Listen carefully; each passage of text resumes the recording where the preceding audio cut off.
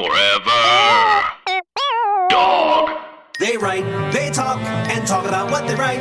Tune in tonight, or whenever the time is right. It's the Writers Panel with Ben Blacker, and it's starting now. Oh, yeah! I'm going to ask you all to go around the table and please introduce yourself on the microphone so the listener can tell what your voice sounds like. Please tell us also where they may have seen your name on their television screen. Denise, starting with you. Hi, my name is Denise Harkavy. I'm a drama writer, and I most recently worked on the sci-fi show The Expanse, which is now on Amazon, by the way. So please tune in. And the other one that I did before, which I loved, was The Brave for NBC. Do you know, does The Expanse have a premiere date yet? I don't know yet. Okay. Yeah. I think because they're all now being released at the same time. Oh, sure. Yeah, they don't know yet. Okay. Yeah. We'll take all that out. My name is Carolee Burke. I am a comedy writer and animation writer. And I guess you'd see my name on a lot of kids shows most recently. A show called Hanazuki, which is on YouTube by Hasbro. And also The Littlest Pet Shop and the Mr. Peabody and Sherman Show. I have upcoming Costume Quest for Amazon. And then also before that, I worked in live action multicams. So like Melissa and Joey. And a show called Romantically Challenged, which was my first show, which lasted for 4 episodes. So I'm sure you're all huge fans. What is Costume Quest? I saw the art for this show. Oh, yeah. It's so cool. The art is awesome. And the show is so fun. It's based on a video game. Okay. So it's these kids who have these magical Halloween costumes that allow them to power up into whatever they're dressed as. And they use those powers to fight off monsters who are trying to take over the town's candy factory before Halloween night. Oh, that's really fun. Although it's going to come out in March. Perfect. Right timing. Good thinking. Yeah. Good Lord. Franklin. I'm Franklin Hardy. I most recently wrote for The Mick on Fox.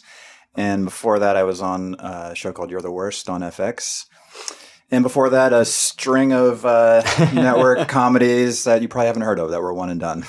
Listen, we've all heard of them, but I remember because especially living here in LA, everything gets such a big premiere and there's so much talk about it. But looking at the Running Wild and Man Up and How to Live with Your Parents, these were all sort of one season. Some of them should have gone more and some of them should not have. Sure. Which I think always the case when you work on a few shows. But you've been in sort of the Claudia Lano camp for a few of these shows. Well, I met Claudia as an assistant way back on a show called The War at Home, which is a Fox multicam. Sure. 2000, I want to say 5 or 6 or something like that. I don't even remember. I had a writing partner for most of my career, actually. So he and I met her there and became friends. And then she hired us. Our Accidentally on Purpose multicam, Jenna Elfman. We were staff writers on that. And then she brought us back for How to Live with Your Parents. That's great. So you're doing something right. With Claudia, I am doing something right. So was that your breaking in story? I mean, did you sort of go the assistant route? Yeah, I went PA was my first job on a Norm Macdonald sitcom called A Minute with Stan Hooper. This must be 2004 or something. Oh, my God. He played a sportscaster in Wisconsin. Okay. And he would eat a whole chicken for lunch every day with ketchup that I brought to him. The character or Norm? Norm would. And, what? He was a crazy guy. So it was I think we're done. I think we got everything we need. He chain smoked, or I can't remember if it was, he started chain smoking and would smoke 2 packs a day, and then he just quit in the middle of the season out of the blue, cold turkey, it was nothing. He was just he had these weird obsessive things. Yeah. Like the chicken and ketchup that was very strange. That's super strange. Yeah. Nice guy otherwise though. But sure. Yeah. So I was a PA on that, and then I kind of moved up to writer's assistant, did that for a couple of years, where I met my writing partner. Okay. Yeah. And was the goal always to become a writer on television show? For my whole life? Well, from the time you entered as a PA. Actually, when I got the PA job, I don't think so. I think I just needed a job. Because I was living here and I was an assistant at a really low budge talent agency. It was really sad. And I had a buddy who was the assistant to the line producer on that show. And he just kind of brought me in and said, do you want to come, would you want to do a PA job? I said, sure. But then once I got in there, I was kind of I wanted to be a writer, but I had never really thought much about half-hour comedy writing. So once I was in the world, I was like, yeah, this looks pretty fun. These guys get free lunch and they make jokes. So Yes. So then, and writer's assistant, I don't know if you ever do the writer's assistant thing? No. Yeah. I mean, it's like going to grad school for television writing, just sitting in the room all day, soaking it up, learning a ton. So my buddy who was an assistant on the show with me, we're doing that and decided to write a script together. Okay. And we're able to give it to one of the writers there who was nice enough to read it and give it to an agent. And that's kind of how we got in. Oh, that's amazing. And did that agent represent you based off of that? He did, yeah. The writer name was Stephen Engel, and he was at CAA at the time, and he gave it to not his agent, but to a low, like I don't know if it was junior or a new agent, a younger guy who was like our age. And wrote him an email where he basically said, you should represent these guys. It's in your best interest or something like that. That's pretty cool. And I think this young agent was like, okay, Stephen Engel, because he was sort of a bigger name at the time. And so, yeah, then he became he's not my agent anymore. But yeah, he hip pocketed us, as they say. And, and sent us out and we got a job. And so then it became a real thing. Oh, that's great. Yeah. And it's often, we talk about this every once in a while, it's often very valuable to have that sort of young and hungry agent representing you as a young writer. Yeah, for sure. Because they're going to work so hard to prove themselves. Yeah. And that means work for you. Yeah, right now I have an agent who's like older and an agent who's younger. And it is like the younger one is... They're both great, but the younger one seems pretty hungry, which is good. Yeah. Carolee, what is your breaking in story? How did you get your start in this business? My breaking in story goes, I started off in improv and sketch comedy, working for Second City in Detroit and then doing some stuff in New York. And then when I moved out here, I was writing spec scripts and applying to the different fellowships and programs. And I got in the Warner Brothers program. Oh, you did? I did, yeah. What was your spec script? I wrote a spec of the Sarah Silverman program. Really? The only person that submitted one. I bet. And like That's a good one, though. Yeah, it was really fun. I didn't know the show. I'd done a couple of specs of like 30 Rock. I think was the main one. I'd done a spec of a Nickelodeon show as well because that was back when I didn't know how it all worked. Oh, funny. Yeah. You were like, I love this show. I'm going to write it. No, it was a friend of mine who was at grad school in New York was like, oh, you should apply to these programs. Nickelodeon has one. Write a spec of a Nickelodeon show. Oh, sure. And then I did that. And then I realized like, oh, no, you don't have to write a Nickelodeon spec to be up for the Nickelodeon fellowship. But I did the Warner Brothers one. And that was really, my way in because it just changed my life where, there's only 2 comedy writers. Although I wrote the Sarah Silverman spec. The guy, comedy writer that got in that year wrote an Office spec, which was the most spec show that year. So absolutely. I always, when people say like, what should I spec? I'm like, really, as long as it's good, it doesn't matter. As long as it's good and people are vaguely aware of what the show exactly. is. I think Sarah Silverman was good because even if they didn't know the show, they knew her voice. Yeah, I agree. And that helped me a lot. And that spec got sent out for a long time, even after the show got canceled, which is unusual for a spec. Yeah. Because they didn't know the show, but they knew her, it sort of read like an original pilot, even though it wasn't. And so I was able to get a lot of leverage out of that spec, which is awesome. That's really great. It was funny what Franklin was saying with the whole thing, like being an assistant and stuff. It's the thing that I wish I had gotten to do because I was just thrown into a writer's room without getting to be the fly on the wall and seeing like writers do stuff and make mistakes and learn without having to make the mistakes themselves. And it's really the thing that I would say, like, if you can get in that way, that's the way to do it. Yeah. As amazing as the workshop was for me, it's amazing it got me reps and it got me a job. But I also felt like I was a little behind the curve once I got there. And I knew no showrunners because I was coming from this workshop. And like assistants, you get to know showrunners, you get to know higher level writers, you get to know people who are going to have their own shows, which really helps better for staffing. You also learn like all the Final Draft keyboard shortcuts. Oh my gosh, I still don't know the shortcuts. I'm still like me either. You have to because you got to be fast. So I still use them, and that's where I do a thing. Can you let the listeners know what some of them are? It's just a lot of shifting and arrows, and shift, spacebar, arrow, that kind of stuff. It's all about. You don't want to be on the mouse really at all. It's a waste of time. That makes sense. It's all in the keys. Well, I teach too, and whenever I have a higher level spec or pilot class, I make them play writer's assistant, and we pull it up on the screen. That's great. And everyone else can get on them about any sort of mistakes and stuff. Because learning to do all that with so many writers looking over your shoulder is terrifying. There were times where I froze. It would be 14 writers, and they're all older, and I'm in my 20s, and then they were just no, up, down, no, not there, there, no. And my brain would just stop working. And it's I can't. I'm sorry. That's just terrible. Yeah. But you're sort of thrown into it, and you have to. Yeah. You sink or swim in that sort of situation. No, I lost a script one time. That was we had done it was on a multicam. We did a rewrite until 1 a.m. and I was at the keyboards and. I don't know what happened. I like all the writers left and I like got up to go print it or get the script coordinator or something and came back and it was just like gone. It just disappeared. Like I didn't press any weird buttons and I basically deleted like an entire rewrite. Do? There was this one writer, God, I wish I could remember his name. I would say his name was Darren. I can't remember his last name.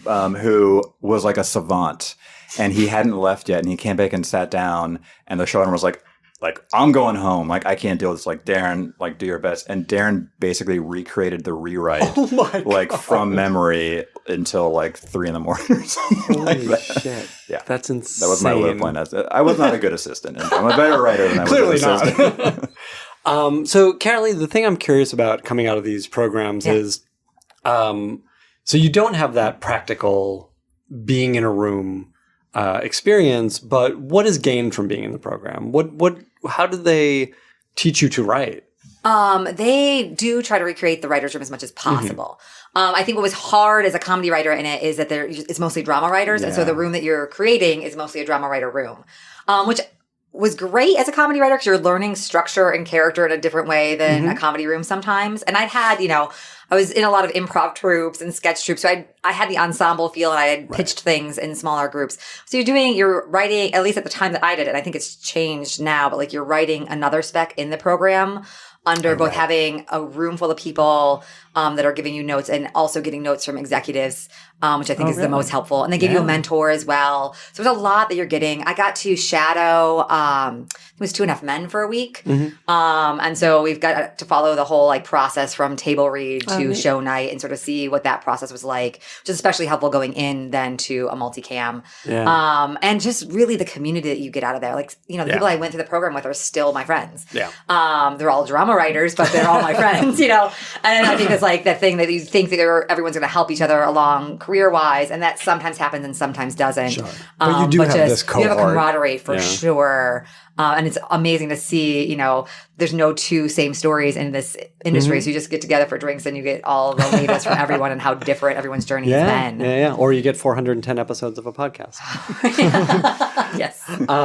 Denise, what is your breaking in story? How did you get started in this business? Oh, wow. That's, I'm going to try to keep it short. I do hope that, for all my peeps out there who are immigrants and who don't know anyone moving to Hollywood, I just want to tell you guys, if anybody's listening out there who, that would apply to. It is definitely possible, So I actually moved here from Germany. My parents are both Iranian, and they were both political activists. So I was raised in Berlin and in Hamburg, and I actually thought I was going to be a novelist. So I didn't even know that TV writing was a job. It's just something you don't think about, really. Yeah. And then at some point, writing was part of writing was always what you wanted to do. Sort of, it was very therapeutic for me and sort of what I was using to, as a sort of escapism and to deal with things that have been happening in my own life. And so when I moved out here, I actually just wanted to take UCLA extension classes to learn structure because I always was really fascinated by how, Americans had turned storytelling into a science.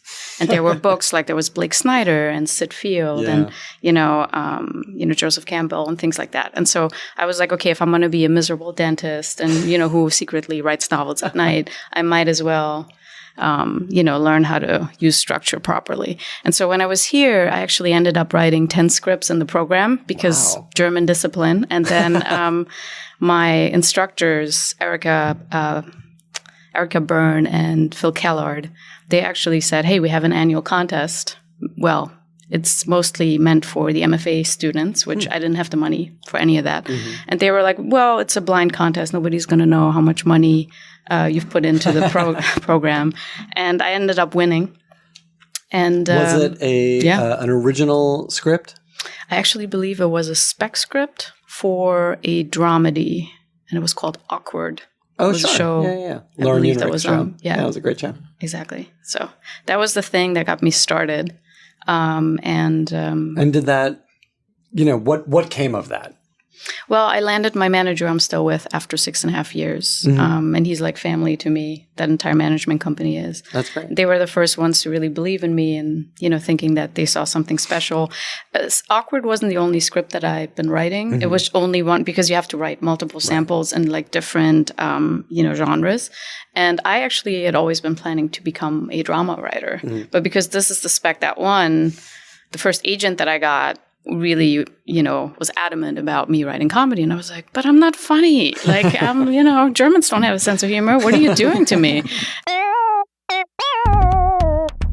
Today's episode is sponsored by Eero. Hey, thanks, Eero. What's Eero?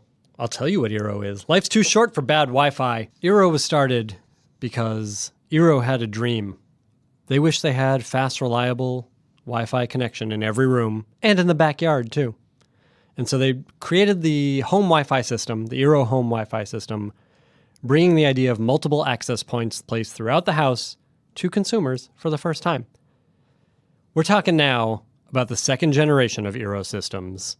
Allow customers to build a Wi-Fi system that's more perfectly tailored to their home than ever before. I live in a weirdly shaped home because the people who owned it for 50 years before we owned it made a lot of additions to it. So there are odd corners. So when we set up Eero, you bounce that Wi-Fi signal all over the house.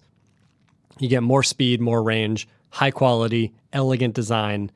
It's good stuff.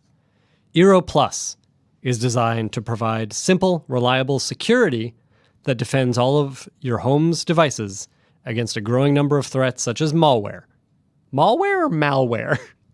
Malware. Spyware, phishing attacks, as well as unsuitable content. The combination of Eero with Eero Plus provides complete protection for your network and all the devices and those who use them as they connect to the internet. Total protection. Eero Plus offers the ability to block malicious and unwanted content across your entire network. Advanced security. By checking the sites you visit against a database of millions of known threats, Eero Plus prevents you from accidentally visiting malicious sites without slowing anything down. That is actually really true. Like, my Wi-Fi has never been better since I installed Eero, and you don't get like the pop-ups and stuff. So ad blocking, you get rid of annoying pop-up ads on all your devices. Ad blocking also improves load times for ad-heavy sites so you can browse and stream faster than before. You also get content blocking. Eero Plus automatically tags sites that contain violent, illegal, or adult content, so you can choose what your kids can and cannot visit right in the Eero app. The Eero app is super easy to use. They also ad block third-party security apps, VPN protection from EncryptMe, password management from 1Password, antivirus software from Malwarebytes. Look, like me, you got your TV, your computer, your phone, your iPad, your dog bowl, your fish bowl, your coffee maker, all on your Wi-Fi.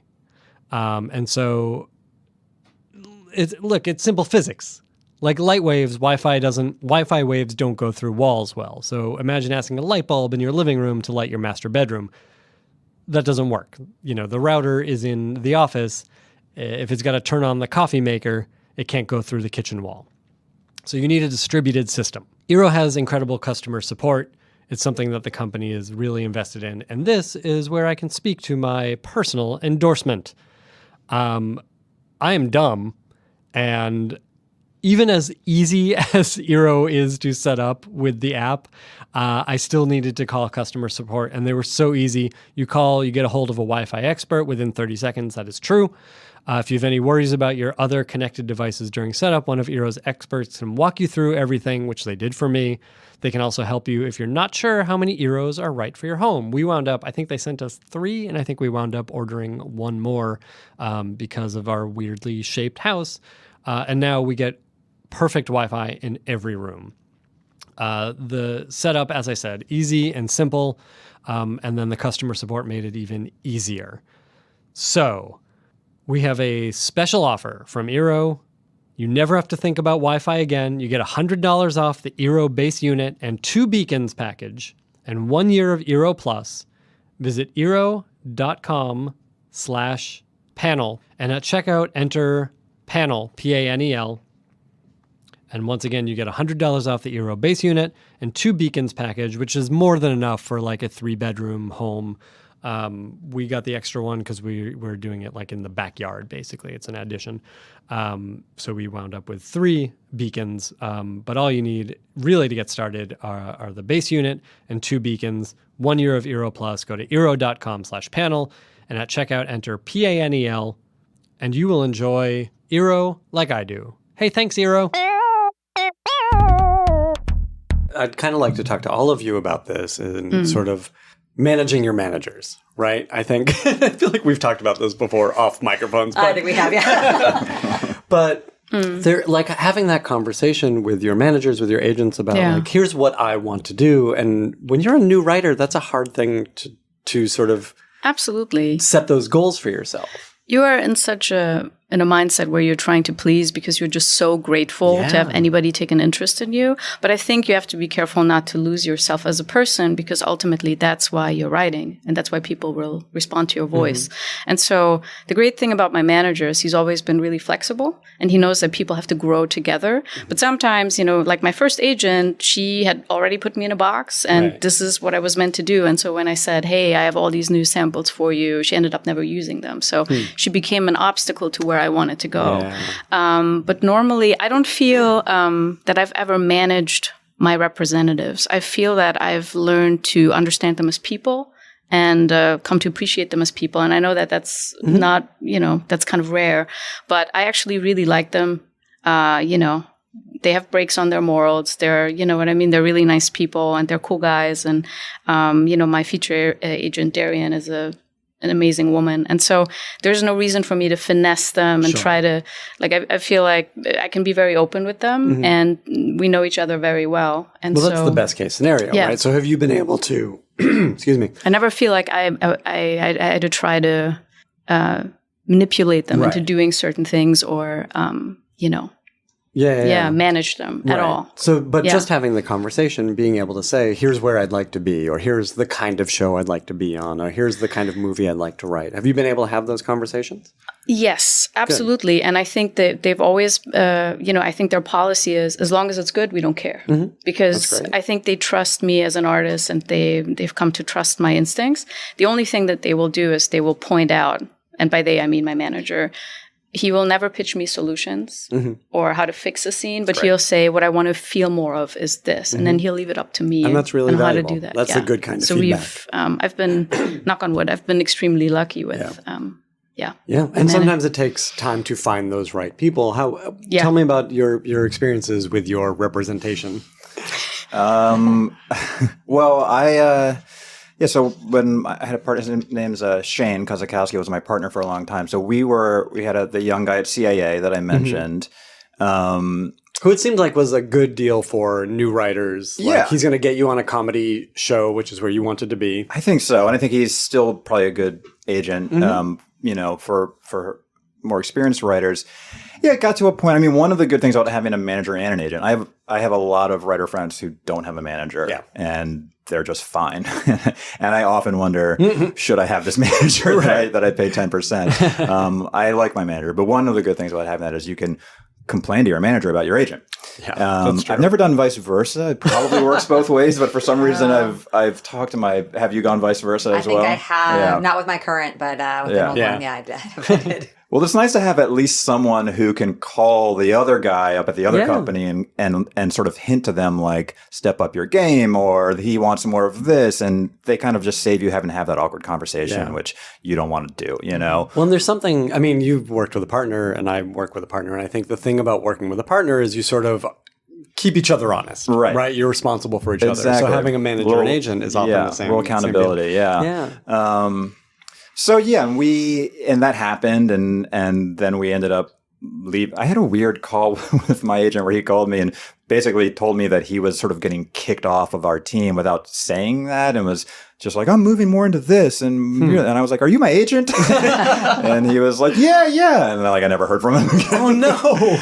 And so when this was at CAA, and they brought someone else on or whatever, and it just kind of wasn't working, and having the manager help me be able to be like, I want to leave. And he set up meeting at another place for me, and it's nice to have that, I guess. But I think in general it is tough. I mean, it's a tough thing because they're working for you and they're trying to get you work if they're good. Right. So very often, I mean, to what Denise is saying, like very often you like them. You like them. That's a reason you're staying with them. And like it's important to say no to things like you're saying because you want to define who you are and what you like. But at the same time, it's hard to say no to things because it's work and because things lead to other. You never know what an opportunity could be, and so it's a tricky like line to walk sometimes. I think. Yeah, I agree with that. I remember actually. I would like to say that I've been listening to his podcast for years. I would say probably 7-8 years. When it was still going on. No. Thank you for everything that you do for writers. And I think during some really dark times when I was doubting myself and I was like, oh, fuck all this, I'm just going to go back to Germany. I actually think a lot of the wisdom that I picked up from, the podcast actually kept me going. And I remember Terrence Winter saying, I would never apologize for any of my early credits. Like he wrote on Flipper and he wrote on Sister Sister. And we're talking about Terry Winter here, who's like one of the best writers. His story was one of the most inspiring to me as well. And so for me, what I took from that is like, you got to walk through the doors that open. Yeah, and I would never now look back at a credit that I have and go, oh, what was I thinking? Because it enabled me to be in the WGA. Absolutely. Gain experience, make contacts, which I didn't have as an immigrant moving out here, and just learned so much by being in these rooms and also becoming a chameleon and adjusting to these different tones because I've worked on a fantasy video game, action video game for PS4, Shadow of Mordor, which is like drop here. No. It's Lord of the Rings based, FYI. Carolee, she's doing a much better job of plugging than we are. I gotta start pulling out some You get residuals on that game? I wish. No, we don't. I worked on a legal dramedy, a Southern family drama, a hip hop anthology series. What was that? It's called Tales. Irv Gotti runs it. Is it still on? I believe so. I believe there's going to be a season 2. There's so much TV. But it's an anthology series, like I said. So each episode is actually based on a hip hop song. So what they do is they send you a bunch of hip hop songs, and they're awesome. like, make up a story. And I pitched him. I was like, I want to do Rashomon meets Straight Outta Compton, and he was like, great. And great. That was. And then after that, I worked on a military action series, which is The Brave, and now a sci-fi show. So it's like I've been all over the place, and I think it's sort of some people are like, I don't really know where to put you, but to me, that's been a real gift because I've learned to adjust to any kind of voice that, Well, and that's a big part of the job when it's not Yeah. your own show. It's you're writing someone else's voice. You have to hit that target, right? I really like that. I think that being a chameleon is so much part of the business. Oh, yeah. And like part of the reason that I cringe when I think about like how much the business has changed over only wanting pilots, because I know some great writers who can only write one voice, and sometimes like a spec would have showed out like the ones who can write in multiple voices, which is when you're staffed, but you have to do a lot more of. And if you're selling things, it's a different story. But like that's something I've always strived to be is like I want to be able to throw any sort of genre at me and I can write it because I'm a craftsman, and it's all about catching that voice. That's really awesome. You've worked in so many different genres. And I will, and maybe you can bang the drum harder for this that I've been saying for the past few years, that there's real value in writing specs of existing shows. There is real Nobody does it value anymore, in do they? I feel like it's kind of a just for fading the thing. fellowships and stuff. I teach a spec class, and it's not like I have even to sell why you should write one, even though they bought the class. Well, sell it to us, because I do want the listeners to hear I think this. the biggest thing is it allows you to learn everything in a very controlled environment. Like if you're writing a pilot versus a screenplay versus a spec, in a pilot, you're creating the world, the characters, the tone, the structure, and you want to show why this can run for 100 episodes. Right. Like that's so much to try to do.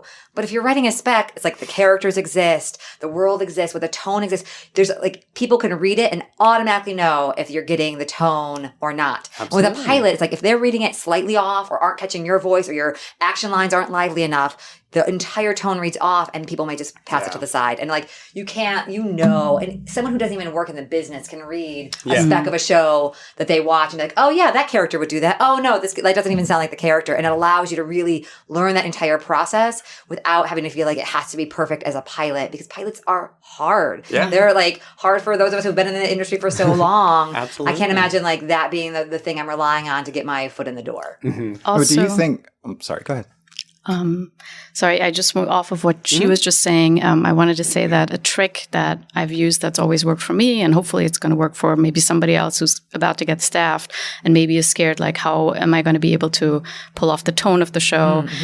Just pick up your favorite script, ask the writer's assistant for the scripts of the entire season and just sit down and transcribe the script. Just sit down and type. I've heard people doing that before. Did that work for you? Yes, absolutely. That's awesome. Because you get the rhythm, how long, like this character only ever speaks, like never says more than 2 sentences, or, you just really get the rhythm of, and also you kind of get to copy the tone that your boss likes a lot of the And time. you see So even important. on Yeah. the page what your boss likes. Maybe Exactly. he or she doesn't like They have- more than 4 yeah. lines of dialogue in a row. or And sometimes whatever they it don't is. even know that that's what they like or don't like. It's just what Absolutely. they've done. It's and it's what they subconscious. respond Yeah, to. and like if you can subconsciously catch up on the So- things they're subconsciously doing, Yeah. then all of a sudden Sure. they're going to consciously like you. Yeah. So that's a trick that I would recommend Yeah. people use if you want to, really get very close to. It's good hitting advice. the And it's tone. good for people starting on that job, but it's also good advice for people just learning to write a TV show, right? Yeah. Because you're basically taking that thing apart. You're reverse engineering it Yep. as you do it. But Franklin, you were going to say? Well, I feel like when I, have coffee with someone who's trying to break in or something like that, I always tell them to write an original instead of a spec because I've been told that people don't want to read specs these days. And now I feel like, is that like, do you think that They you want to shouldn't say read that? it. Yeah. It's like the thing, like write a spec that you never have to show anybody. Right. Because you're going to learn all these things Right, okay. that are going to Just allow you as then a- to write a better pilot once you're Right. done with that Yeah. spec. And it really should be that like weird first step towards doing an original because the original is just so, you're just biting off so much to chew. And some people can hit the ground running with a pilot out of the gate, but like others, it's like you need to just sort of learn it. And also the thing of, and I was one of these people, like I wanted everything that I wrote to be able to be used. Yeah. And like, you feel like, oh, why am I writing a spec that will never be read by anyone? But I promise anyone who writes a spec before a pilot, it's going to be a better pilot if you wrote a spec I first. absolutely point, agree. yeah. Yeah. I mean, I feel like there's also, I think we're a little older than she is, but you're just a child.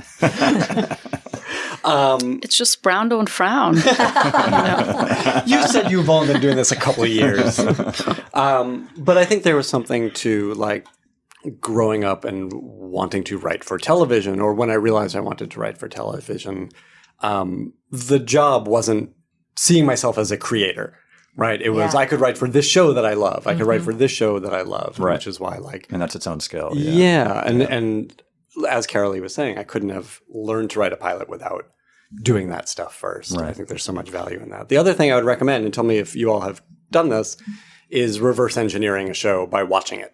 Oh, yes. I have, yeah. That's how I Tell first me wrote a about that. spec. Yeah. Because I Me didn't, too. the first spec I ever wrote, I hadn't taken any classes in it. I was just sort of like, oh, how do you do this? And I like TiVo'd because it was still TiVo Yep.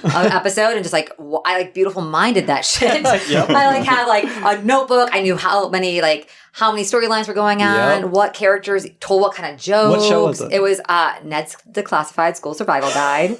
Nickelodeon. Not what I would have guessed. No, I did not watch the show before I was thinking about specking, but to me it felt like Scrubs for kids, and I loved funny. Scrubs, and it had like a lot of heart to it, and was like had a lot of, which is funny because I think for a spec this isn't necessarily the thing that you want, but it was a lot of physical humor. I think that like really like witty banter works better in a spec than anything physical, but it was really fun to write. I ended up getting a job from it years later. Oh, that's great. That's I was really like, funny. oh, well, maybe it wasn't all for naught, but yeah, and then once I then moved to LA and was taking like spec classes or pilot classes, I was like, oh, I was doing all the right things with like really just breaking it down and trying, there's no Save the Cat really for television. There's some good books out there now, but like even then every show it has their own thing. And the way that you learn that is by dissecting it and saying like, oh, this is how this works. Let me do it myself. And I do the same thing even writing pilots. I look at other things in similar tones and be like, oh, how do they do it? Oh, how do I want mine to be similar or different because of the way they did it? Yeah. Yeah. Yeah. Franklin, was that your experience as well? What? Not really. No. This is kind of recently, actually. I wrote a 1-hour pilot because I've only ever done comedy, and I know nothing about the 1-hour world other just then as an audience. So, I put the pilot to Deadwood on, and I just wrote like an outline. Like I just paused it, and I was like, okay, first scene, and I would just write like, a summary of it and some notes on like, this is what he's doing, and this is what he's doing with the characters or whatever. And Yeah, I don't know if it was that helpful for me. By the end, I was such an outlier. It is, I know. There wasn't a good choice. But there's still value in that, right? Like, how is this guy breaking the rules? Totally. It was a good exercise in being like, this is an awesome pilot. I don't think I can write this. It's not applicable to the one I want to write.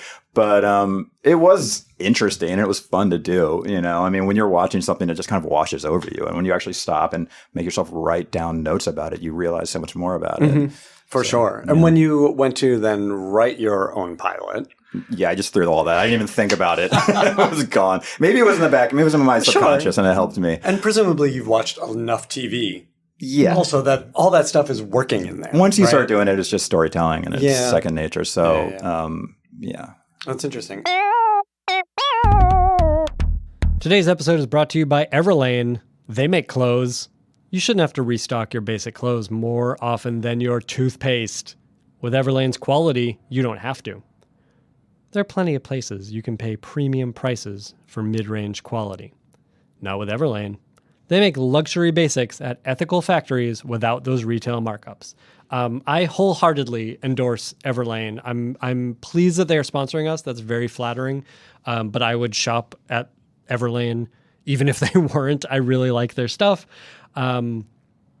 If your look is like just moved to Echo Park or Brooklyn, if your look is 10 years out of Harvard, then you're going to like Everlane also.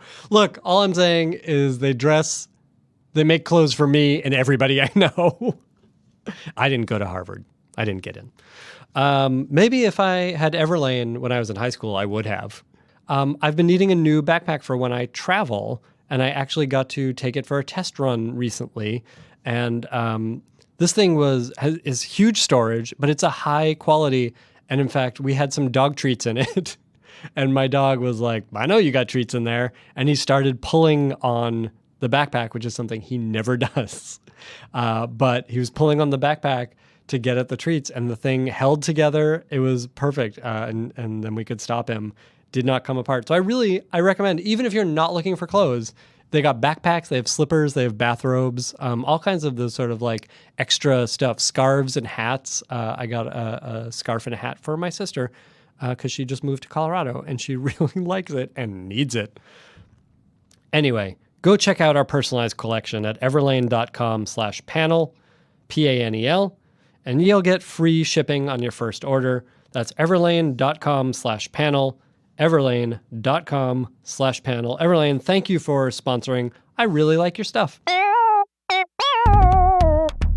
Denise, I wanted to talk about going from these first couple of shows that you were on, Franklin and Bash and Queen Sugar, and then going to The Brave, where you mentioned earlier that you felt like that was a show you were really proud of. You felt like you were sort of at home there. I think that, I'm honestly proud of everything that I've done because it's gotten me to this point. And I think I've learned something on every single show, whether it's humor, structure, how to be better in the room, things like that. But I feel like on The Brave, it was the first show where Muslim characters and women were portrayed in a very positive light. And we had a very good relationship with our bosses. They really trusted us. They're like, if we give you a script, we trust you that you could do it. That's and great. There was, also the way that they were interacting with each other. It was, very respectful, and they were all friends. And so it was just a good time all around. It felt like having a surrogate family of sorts. But I especially liked the message that the show sent out there. A lot of people thought it was like, oh, this is going to be propaganda. Right. And it really wasn't. I think it was supposed to be a fun show. It was supposed to be Born Identity more than anything else. So I really enjoyed my time there. But Did you? And it sounds like you felt like you really had a voice on that show. I do, but that being said, I don't think that that's necessary. I don't know if we've talked about this. You guys have mentioned that you came out of the fellowships, right? So I actually was told that I couldn't be part of a fellowship because I had applied the first couple of times, and honestly, my scripts just weren't good enough at that point. But then at some point, I think I got into the quarterfinals. I'm not going to say who I met with, but I was essentially told, well, you're German Iranian, and so you don't fall into the category that we're looking for, because we're looking for African American, Asian, and Latino, and so you don't actually fit in there. And then after that, I was like, screw this. So you're telling me that my life experiences and everything that comprises who I am actually doesn't matter as, for the storytelling in this town. And so I said, fuck this. And I stopped applying. And it's actually kind of a miracle that I still was able managed to get a job without, Well, you did the work. I mean, it sounds like you. I just written so many scripts that you did the hard work. I mean, it's a numbers game, you guys. Out there. I think that if you stick with it, and I guarantee you, if you put 10 years into becoming, studying to wanting to become a doctor, which is probably what I would have done if the writing thing hadn't worked out. You also have to be able or willing to put 10 years of effort into being a professional writer. If you're willing to do that and you stick around long enough and you really write what you love and you get better at what you do and you network, make friends, I think it's almost impossible to fail, So I think you just have to choose it as a way of life. And once you commit to that, Yeah. I think also you have to sort of sometimes adjust what success is. Yeah. Because I think that you think, oh, this is going to be the path. And then it's like, there's some twists and turns along the way. Always. And I always think that's so interesting where success, if I'm teaching a class or speaking on a panel or on a thing like this, what that sounds like versus how I feel on a daily basis. Where it's like, well, that show, or, I really wanted this show to go, or I really wanted this. And it's you have to sort of adjust that the windows that opened up are the right ones. And those are the ones that you should, go through. And whether even if you're a white guy out there, for example, Ty Frank, right? And Narain Shankar on The Expanse, they write incredible women. Ty probably writes better women than I will ever be able to. So I don't think that you should be limited by who you are, because the magic of being a writer is you get to live in, this kind of whatever kind of person you want to live in. And so you can do that. I think we have multiple tools, right? We have empathy, we have our own life experiences and memories, but then we also have research and imagination. And so if you use any of those tools, I think you can really write whoever you want and whatever you want. So, looping back to your question on the Brave, yes, I did feel like a lot of my life experiences, my parents being political refugees and, escaping from Iran and sort of me coming from a Jewish Muslim background, going to all of these things came in very handy. But I think that someone else who had just done the research or maybe had a best friend who has that experience or read up on it could have done the exact same job. So, and I don't think it's a necessity is what I'm saying. And I think, I wasn't asking specifically about your background, but your interests. Were you as a writer represented yes. because we've all been on staff, right? And these are shows that are not our voice. And I'm always curious about being able to tell your own story or finding something in that show that you think is yours, Yeah. I think, that's the best job you can do on a staff is, I think, to not just be like, I can tell the stories they want to tell and I can tell them in these characters' voices, but to put yourself into the show and to just maybe just tell a really intimate, embarrassing story about yourself in the room. Yeah. I mean, and in a comedy room, you're often called on for sure. this kind of thing. Yeah. And then and it works for the show, even though you weren't trying to fit it into the show, but just because it's your personal human experience, it works great for the show. Yeah. Do you find that stuff in the recent rooms you've been in? I mean, You're the Worst was such a brutally honest comedy. Yeah, that was more than any show I've ever been on was like that. And it was a 5-person staff. Yeah. And for the first 4 years, it didn't change at all. So we got to know each other very well. But it was kind of the unspoken mandate of the room was like, this is like therapy, we're gonna know everything about each other, and we did. And I told things in that room that I hadn't told my wife, that I hadn't told my best friend,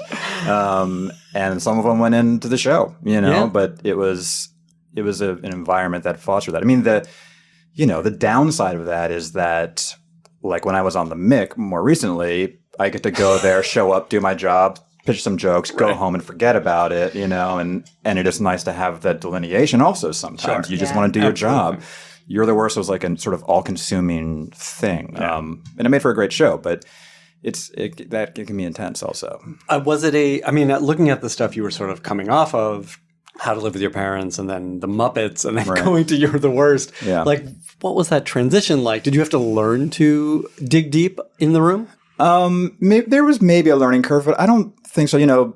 Stephen Falk, the creator, he was good at just sort of establishing that tone. And then I think he did a good job of hiring people who we all became friends right away. And that, so it was kind of easy.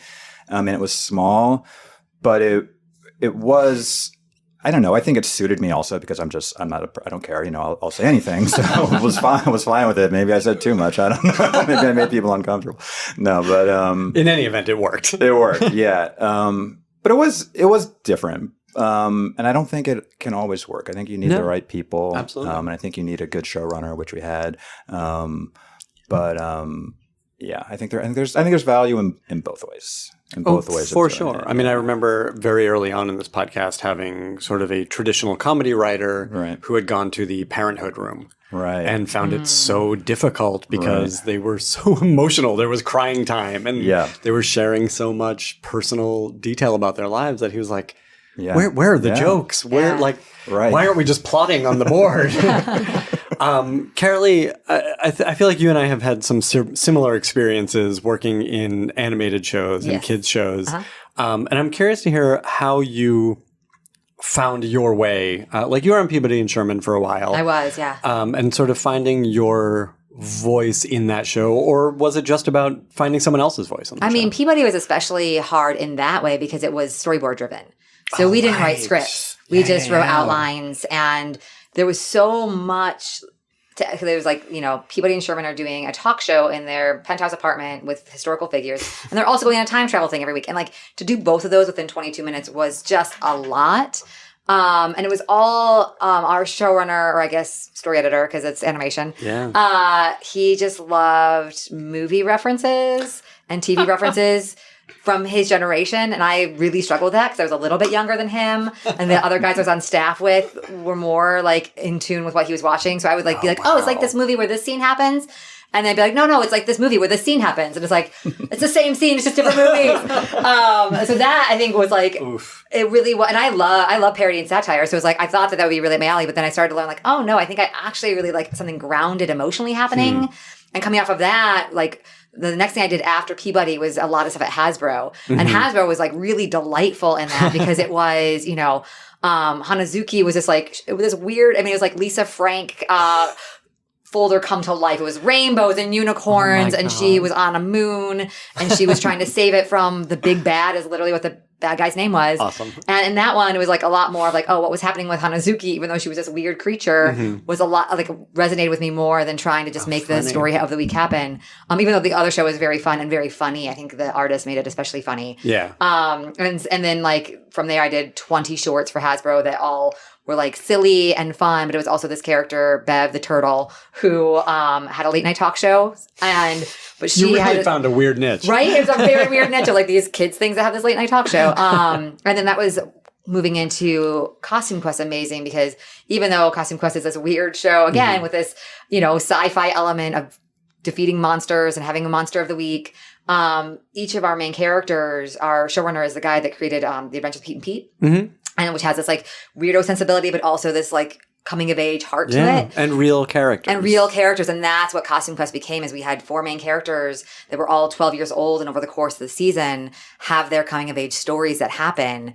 And I was the only female on staff there too, so I feel I got to have a little bit of a voice of what the female characters were dealing with that. But again, you were saying, where it's you can write for anything, and the guys, especially we had guys who we just really re-entered that sort of adolescent state in a scary way, because that's a hard time of life, and have to revisit it is oh, do I have to tell a story of this or that? Right. But that's what we did daily in the room, was telling stories about adolescence and all those hard times. But I think over the course of the season allowed us to get to some real places emotionally. And I started to realize I actually, the heart and the core of things, coming from an improv and sketch background, I never thought oh, that's definitely my thing. But the more I go, the more I'm oh, I want to write comedy, but I also wanted to make you feel something by the time you're done watching it. Yeah. So I think that for me, when I'm watching shows, that's what makes them stick with me. Sure. And especially for pilots, that's what you need. But also for shows on the air, when you have to sort of create this bingeability factor, in like the new media-ness of everyone starting at episode 1. It's like, what's going to keep you watching for the season? Because it's not just like, oh, it's on right now. Right. It's like, no, it has to compete with all of television for all of time. What am I going to watch right now? And I think that's like that sticky factor of like, oh, I feel something. I resonate with it, even if it's not my exact,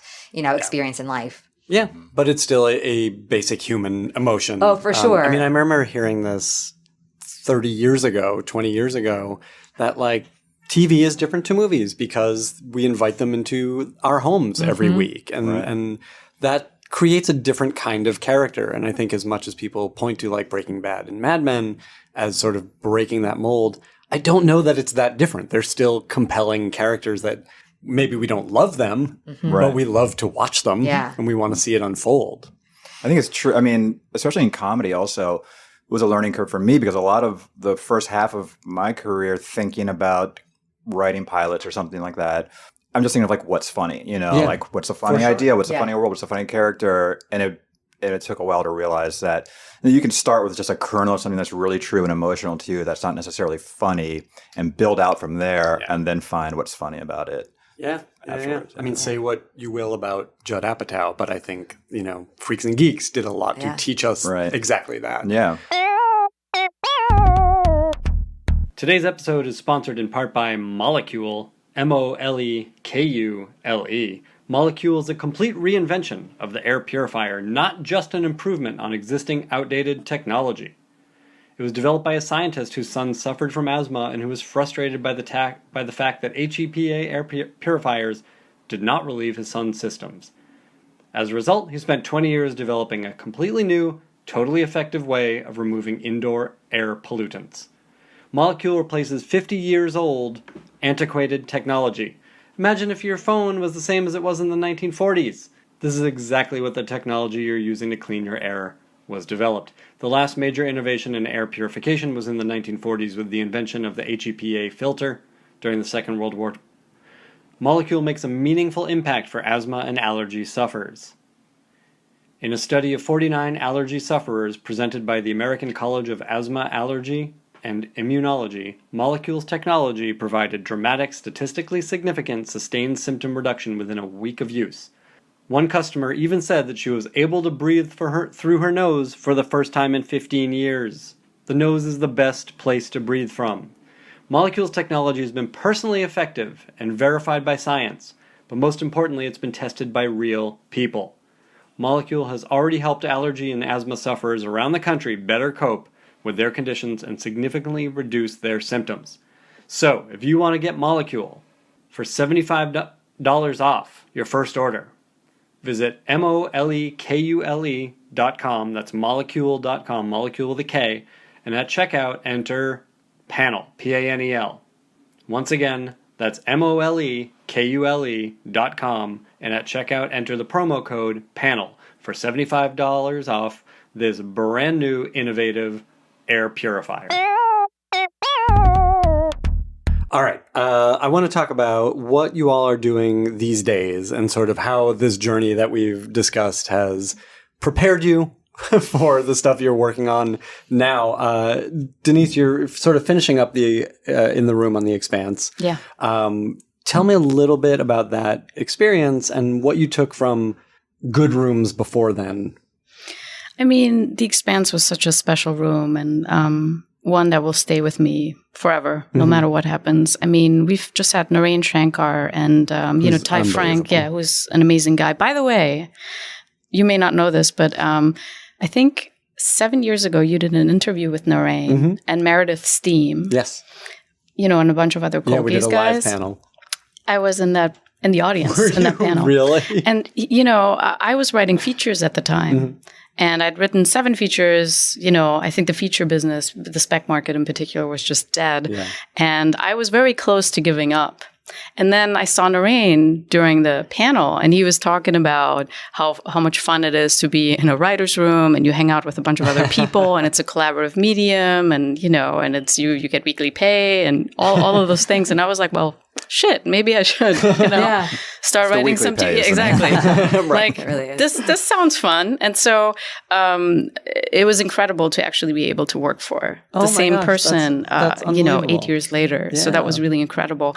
What made this room very special was that we had the author of the original novel. So The Expanse is based on these, best-selling sci-fi novels, and one of the authors, Ty Frank, half of the mysterious James S.A. Corey persona, is in the room with us every day. And I just think that the work that he's doing is so incredible. I've never seen somebody this open and gracious with essentially retelling the same story, sticking to the plot mostly, but being open to everything else changing. that's interesting. Somebody said that doing an adaptation of your own work is like giving yourself a dental dam if you're a dentist, or a root canal. Like, you should not do it. And I have been just amazed with how this man is just sitting there and just being open to everybody else's ideas and realizing how different this medium is. And by the way, he doesn't need to be there. His pay is not going to change. Like, for him, it stays the same. He really is there because he cares. He cares about the show. And so watching the two of them work together, and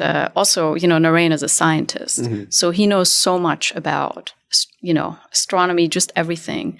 It's just incredible how much he actually contributes to the show, to an extent where I think they really just, what you guys were talking about earlier, whatever you work on, it has to be part of your personality. It has to take over a small aspect of what you're interested in, whether you're a nerdy person who likes video games, or you're really into sports, or, you know what I mean? Or you're really family oriented, or maybe you were always an outsider, whatever it is. Like, there has to be something that emotionally you have to be able to tap into. And for The Expanse, for me, I always saw it as an analogy for what humanity's like and the world is like, because really what The Expanse is saying is, doesn't matter how far advanced we're going to get, and even if we colonize the planets, people are always going to be people, and humanity is always going to find a way to go to war with each other over essentially bullshit, right?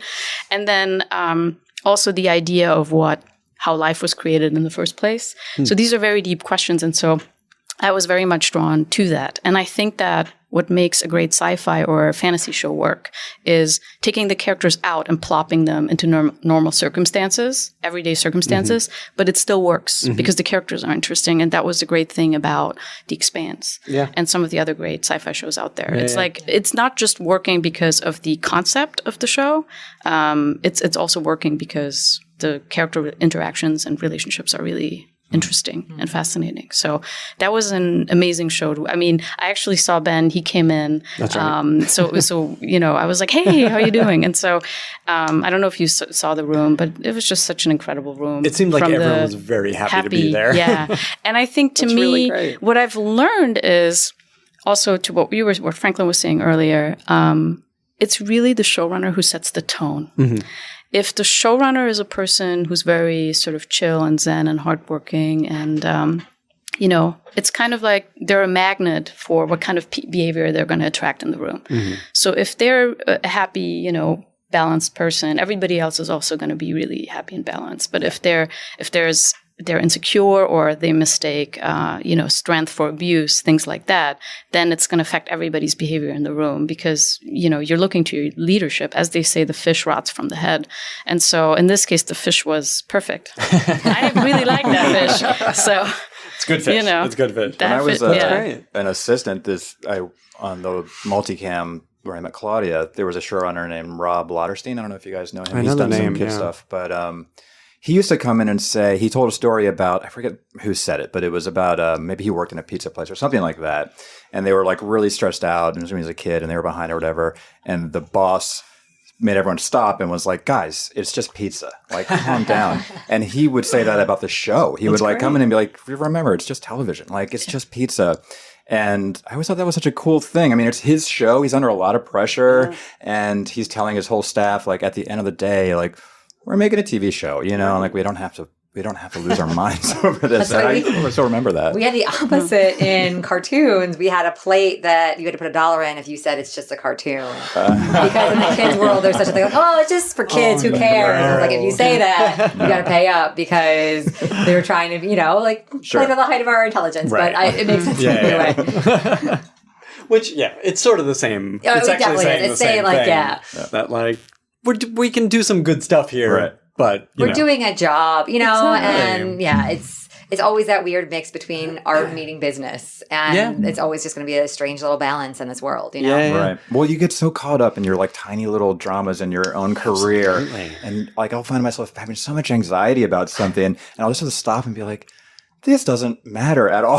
Right. Like, this is such a tiny, tiny thing that to me it's the biggest deal in the world. Sure. And I just take a breath and go like, all right, just let it go. I agree with what Franklin is saying. And I think, I don't know about you guys, but I'm assuming most writers are notorious overthinkers because we live in our heads so much. And, sometimes that stuff just speeds up. And stop telling yourself stories while you're at work. Just stop. For all those people who are going to be staff writer for the first time, don't do it. Just don't do it. Because it can really take over the narrative and, influence your relationship with people. And you don't want that to happen. So, as one of my, I don't remember who said it, but somebody said, if there's no proof for it, just drop it. Yeah. Like don't listen to what your head is telling you all the time. Absolutely. Yeah. Right. So go in there, be in it, do the job. Exactly. Right. Yeah. Carolee, can we talk about the fact that you are working on a pilot? We can talk about that, yes. Okay, but not what it is. Yes. But I want to know, so it sounds like you sort of had this journey of discovering what it is you like about storytelling. Mm-hmm. Are you able to apply that to this new pilot? Yes, I totally can. This pilot has it's one of those, I think that for most things that happen in this industry, it's always about like lightning striking 5 times. I'm like, oh, this has to happen, this has to happen, this has to happen. And this kind of really came out of the blue where I'm working on this live action pilot for a kid's show. And it was one of those where I wrote a new adult pilot. All of my pilots are adult pilots. It's just what goes out for samples for me. And some executives really liked it. And then we decided to try to find something. And they had a wheelhouse. In general, I think that's been my niche is like finding, because I'm also developing a couple of other pilots that are, this place either had an IP or had an idea or had a world and they were looking for takes on it. Right. And I think of it very much like in school, I was really good. If you gave me a list of spelling words, I could put them all into one little paragraph for my test or whatever. And I feel like that's so much of what the development process is like, I can take all the things that you want and make it make sense. Yeah. But this one was really just a seed of an idea of like a world that they wanted. And it really resonated with me.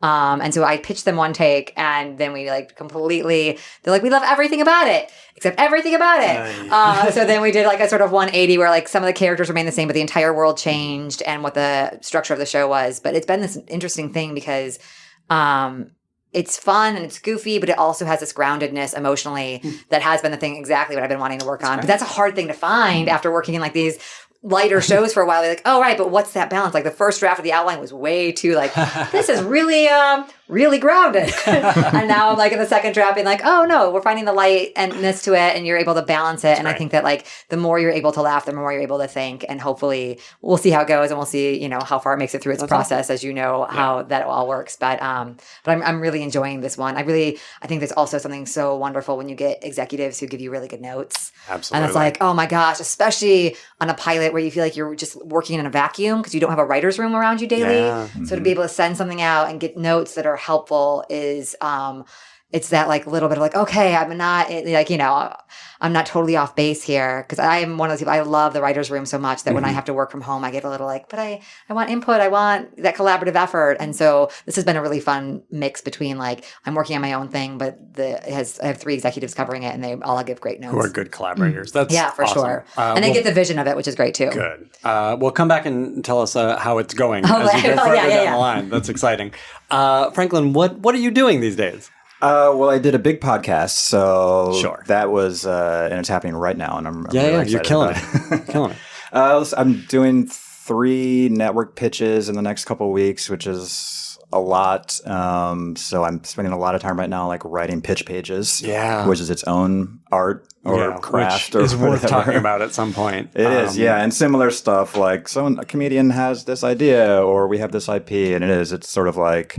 I just have my structure, my pitch page structure, and it's sort of a fill in the blank thing where I take their idea and I sit down and I go, all right, here's how it fits into my structure and here's how I fill in all the blanks. That's really interesting. Yeah. So I wouldn't know how else to do it if I didn't have that, my brain wouldn't be able to get around it. Do you work alone now or do you still have a partner? Alone now. Yeah.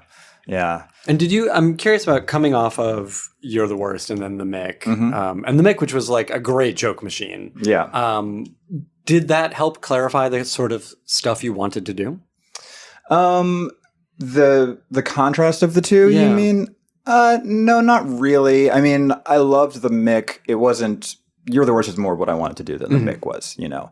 The Mick was a job that I was like, that show's really funny. So, and I know some people over there, and yeah, I'd love to go do it.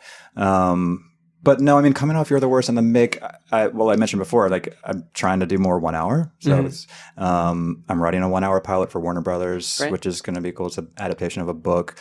And You're the Worst was the only cable thing I did that was like dark and dramedy, and that was like, I was like, I like this. This is, you know. Makes so sense. I don't know. The thing about like having been in a network a lot, like me, it just kind of pulls you back. You know? It's Sure. like those are the things that just kind of keep coming. I'm like, yeah, well, I need a job. So, Well, and I yeah, feel I'll like do it's that. also a thing that like the agents are often like, Right. do this network, like go through this, Right. see if you sell something. Exactly. And then we get to talk about your passion project, which is always a cable Right. thing. Exactly. Yeah. So, yeah. So pitching and, All and trying to do a 1 hour thing. So I'm That's just, exciting. I'm in the dark over there, but we're gonna try to figure it out. It's probably good for you. Yeah. Have the challenge, and we'll look for you on deadline to see all these things announced. We'll wrap up by asking what you are watching on television these days. What's getting you excited or inspired? What are you talking about with your room, with your friends, with your loved ones? Denise, let's start with you. I just finished watching Killing Eve, which I really enjoyed, and then I watched Scott Frank's Godless, which I also really enjoyed. That was really interesting. But my favorite shows of all time, and I don't think that's ever going to change, they're going to be Game of Thrones, The Wire, and The Sopranos. All right, Yeah. that's fair. So, That's complicated storytelling. yeah. Carolee, you should watch The Wire. You would Yeah, have you really seen it? like it. I've seen it. I have. Currently, I am Now it watching. feels like you're protesting. I know. Like, let's take it off of it. I am obsessed with the non-scripted show, but the show Making It with Nick Offerman and It's Amy so Poehler. good. It's so good. It's such a feel-good show. It's so delightful. Yeah. One of my friends like dubbed it like nice core. I was like, it is. It's so nice. It's like watching the Great British Bake Off. Exactly. It's like it makes you feel good. It makes me want to do more handy stuff again. But I scripted wise, I'm obsessed with Barry. I think that Barry is so dark and I was so going to say funny. Barry. You took mine. I was also going to say Killing Eve, You can but agree. then that's like, they're the same one. Yeah. And then I just this week binged the second season of Atypical. And I liked the first season, but I loved the second season. And I Really? just I thought it was really able to go a lot deeper on some things. And it was just a really, really good season in my book. So oh, nice. I love that. I'll check it out. Yeah. Good. I love Succession. I thought that was one of the best shows I've seen in a long time. The tone was, tone is such a hard thing to do and make feel unique. And they did such a good job of having really despicable characters that you just kind of fell in love with. And then it was like funnier than a lot of comedies I've seen into on that. TV recently. I like when a drama gets to be funny. It was like big time funny, like Really? big laugh funny. Like some episodes were Interesting. borderline farcical, I think. Let me ask you this. Succession has been recommended to me a lot in the past couple months. But it's like 8 episodes or something like that, 10 episodes maybe. Maybe 10. I want to say 10. Yeah. But everyone who recommends it says you have to get through the first 6. I thought you had to get through the first maybe 2. This for sounds me. terrible. Well, I didn't hate it. The first one is the worst one, probably. Okay. Pilots are hard. Yeah. Pilots are hard. And it didn't really strike that tone as much in the first one. Okay. I thought it was hard to like the characters. They're just a bunch of rich, spoiled brats who have everything they want and then still have a lot of problems that you're supposed to care I about. love Gossip Girl, so I found it was, I would say 2 or 3, but my sister watched half of it and still wasn't into it, so who knows? It may not be for everybody. But hearing that it has a sense of humor and is actually funny, like that's a good selling point for me. And I thought they do a very good job of something that I think is hard to do in writing, which is just having very unexpected endings to their stories. Viewers are really savvy these days, and even as a writer, I would think I would know where their stories are going, and a lot of times they would just out of the blue have a really cool ending that I didn't see coming. So, and the ending to the show was that way too. So to the season. So yeah. All right, I'm we'll a big check it fan. Yeah. All right. Thank you all for being here so much. This was a lovely conversation. I hope we get to talk again soon. Thanks for having me. Thanks Ben. for having us. Thank you for listening to the Writers Panel. Tune in next Tuesday and every Tuesday for a brand new episode. And in the meantime, please subscribe and review the Writers Panel on Apple Podcasts or on your favorite podcast app. And follow me on Twitter at Ben Blacker, just like it sounds. And let me know who you want to have on the show. The Writers Panel is a co-production of the Forever Dog Podcast Network and the ATX Television Festival. You can listen to more Forever Dog podcasts at foreverdogpodcast.com and keep up with the ATX Fest throughout the year at atxfestival.com. Thank you, and see you next week. Well, you'll hear me next week. Thanks for subscribing. Forever Dog. This has been a Forever Dog production. Executive produced by Brett Boehm, Joe Cilio, and Alex Ramsey. For more original podcasts, please visit foreverdogpodcasts.com and subscribe to our shows on Apple Podcasts, Spotify, or wherever you get your podcasts. Keep up with the latest Forever Dog news by following us on Twitter and Instagram @ForeverDogTeam and liking our page on Facebook.